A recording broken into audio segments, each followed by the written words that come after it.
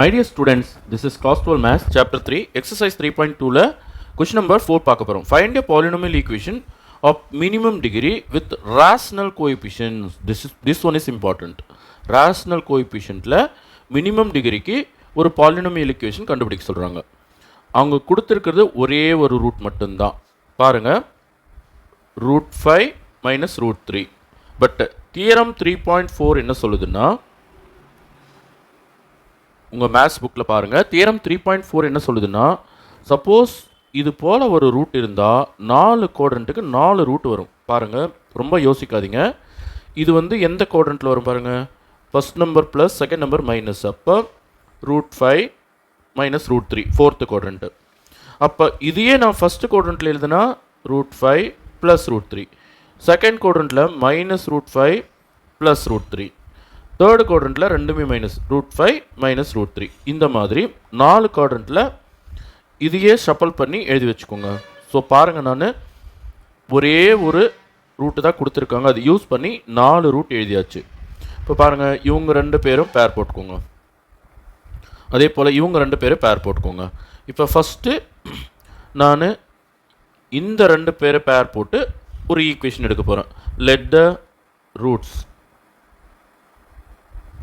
Alpha and beta. இது வந்து alpha, இது பீட்டான்னு எடுத்துக்கிறேன். இப்போ தேர் sum alpha plus beta equal to root 5 plus root 3 plus root 5 minus root 3. Okay, so alpha and beta are root 5 plus root 3 root 5 minus root 3. Okay, இது alpha, இது beta.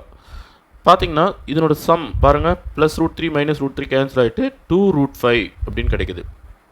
இப்போ there product root 5 plus root 3 into root 5 minus root 3, a plus b into a minus b equal to a square minus b square, that is equal to 5 மைனஸ் 3, that is equal to 2.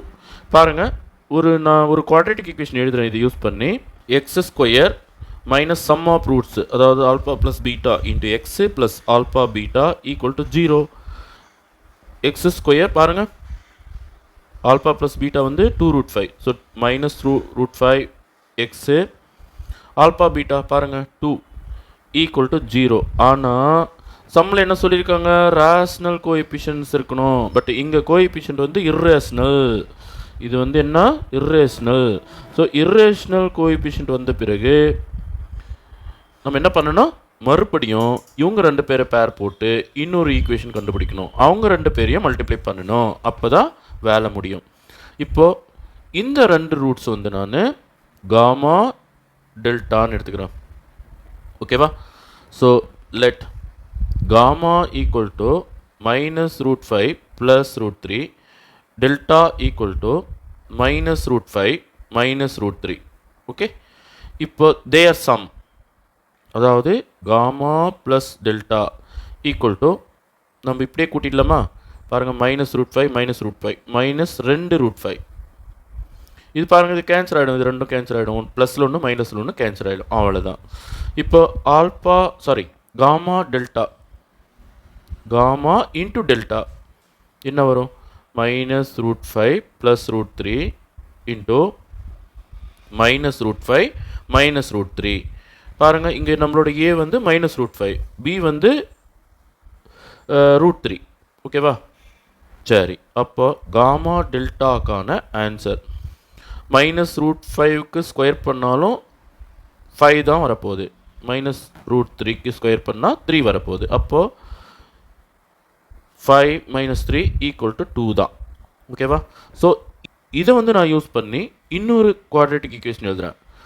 X square minus minus of minus, என்ன இங்கே ஏற்கனவே பாருங்கள் minus வந்திருக்கு, அப்போ minus of minus 2 root 5 into x, இது வந்து ப்ளஸில் தான் வந்திருக்கு, அப்போ ப்ளஸ் 2 ஈக்குவல் டு 0. இப்போ பாருங்கள், மைனஸ் ஆஃப் மைனஸ் என்ன ஆகிடும், ப்ளஸ் ஆகிடும். X square plus 2 root 5 x plus 2 equal to 0. இது போல் இன்னொரு ஈக்குவேஷன் கிடைக்குது. ஓகே, இது வந்து 1, இது வந்து 2. பட் இங்கேயும் எனக்கு இர்ரேஷ்னல் நம்பர் வந்துடுது. அதாவது எக்ஸோட கோஎஃபிஷியன்ட் வந்து இர்ரேஷனல் வந்துடுது. ஓகேவா? ஸோ நான் என்ன பண்ணுறேன், 1 இன்ட்டு 2 பண்ணுறேன். நல்லா கவனிங்க. இப்போது 1ஐயும் 2ஐயும் மல்டிப்ளை பண்ண போகிறேன். அப்போது இதை கொஞ்சம் நான் சப்பிள் பண்ணி எழுதுகிறேன் பாருங்கள். இந்த 2ஐ முன்னாடி எடுத்துக்கிறேன். X square plus 2 minus 2 root 5x, ஓகேவா, ஈக்குவல் டு 0. நம்ம லெஃப்ட் ஹேண்ட் சைடு தனியாகவும் ரைட் ஹேண்ட் சைடு தனியாகவும் மல்டிப்ளை பண்ணிக்கலாம். இப்போ இங்கே வாங்க, இந்த 2 நான் முன்னாடி எடுத்துக்கிறேன். இந்த ப்ளஸ் 2 ரூட் 5xஐ பின்னாடி எடுத்துக்கிறேன். அப்போது x square plus 2 plus 2 root 5x. Okay, left hand சைடை ரெண்டுத்தையும் மல்டிப்ளை பண்ணிட்டேன். இப்போ ரைட் ஹேண்ட் சைடில் 0 இன்ட்டு 0 0 தானே வரப்போகுது. ஓகேவா? இப்போது இது தனி பிளாக்கை பாருங்கள். இது ஒரு கேபிட்டல் ஏன்னு எடுத்துக்கிறேன். இதை வந்து கேபிட்டல் பின்னு எடுத்துக்கிறேன். இது கேபிட்டல் ஏ, இது கேபிட்டல் பி. பாருங்கள், இது என்ன மெத்தடில் இருக்குது பாருங்கள்.